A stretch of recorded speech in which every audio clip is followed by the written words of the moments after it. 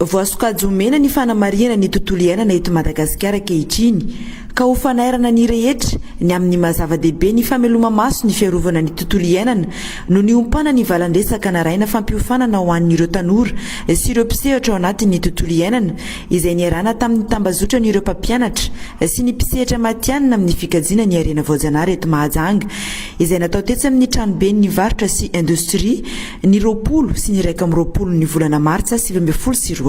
Mena ny fanamariana zany raha ohatra tombena ny Madagasikara jerena efa manakaiky ny fahafatesantsika ny terme fampiasana moa zany tonga dia hoe écosystème mort vivant efa tsy mahafy anao ny fipetra roivoary azy tsony le roivoary ankehitriny dia tsy afaka manomeza zay tanjona tokony omeny sy bien service rehetra écosystème zay fanairana tokony anana be somary dia ny anankiray faharoa matsiaro teny izahay fa miasa rery ireo mpisehatra amin'ny tontolo iainana ankehitriny nifany ihany fiarovana ho an'ny olon-drehetra rehetrarehetra tokony tombontsoa azo amin'ilay ho an'ny rehetra.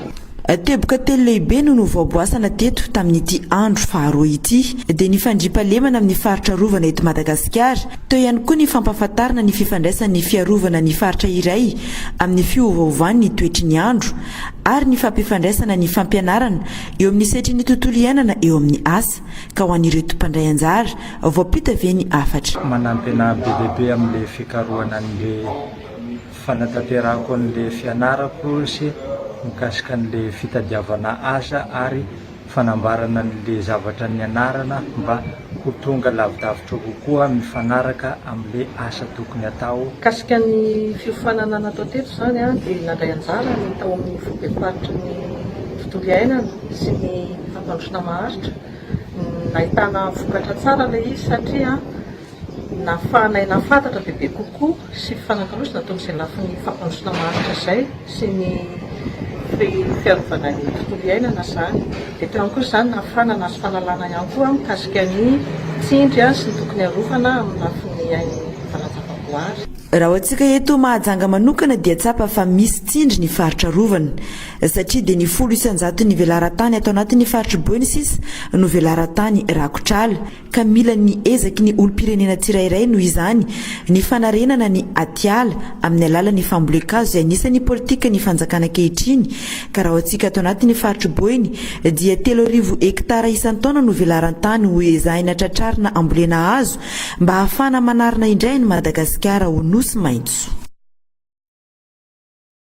Azony rehetra ataony mitondra fitarainana mikasika ny fomba fiasan'ny zandarmeripirenena amin'ireo tompon'andraikitra isan-tsokajany amin'ny alalany antso tarby ary indrindra ny fampitamba voamaripototra ao amin'ny tambazotra serasera Facebook doléance de gendarmerie. Raha misy zavatra tsikaritra antsika vahoaka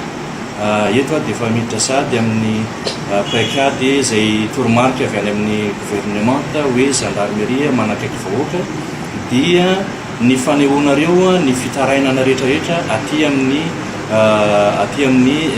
tompon'andraikitra ny gendarmerie. Raha ho anareo eny ambanivohitra moa zany dia misy an'ilay appel 119 io dia azonareo tarainao daholo tsy hoe ny zavatra tsy mety any ambanivohitra ihany na ny tsy fandriampahalemana ihany fa na ny zavatra tsy mety ataon'ireo gendarme tsikareo zany dia fanampinareo anay ny fanaronana zany mba ahafahana manao fanadihadiana avy hatrany. Marina fa tsy hotehirizina toy ny tsy ambaratelo zany ny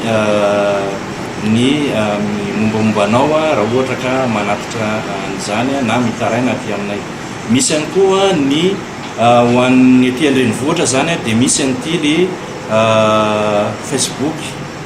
doléance gendarmerie ity Facebook ity zany io zany compte Facebook io nandefasana ny zavatra rehetrarehetra na ny fitarainana tonga eny aminareo zany na ny zavatra hitanareo tsikaritra mety ataon'ireo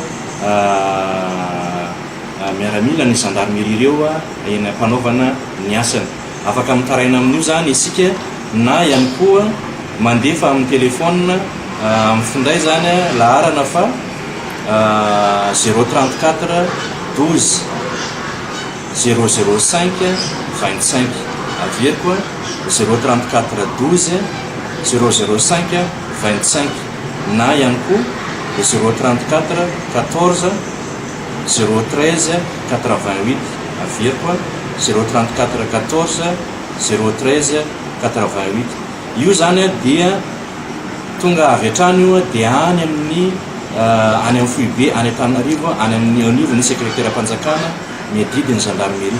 Ao anatiny manao fanadiovana anatiny ny fiadidiny gendarmerie-pirenena manerana Madagasikara. Isan'ireo ny Adam Kolikoly, efa betsaka raha teo ihany koa ireo zandary nahiditra ponja amin'ny lala kolikoly. Nisy tamin'ireo zandary taty Mahajanga.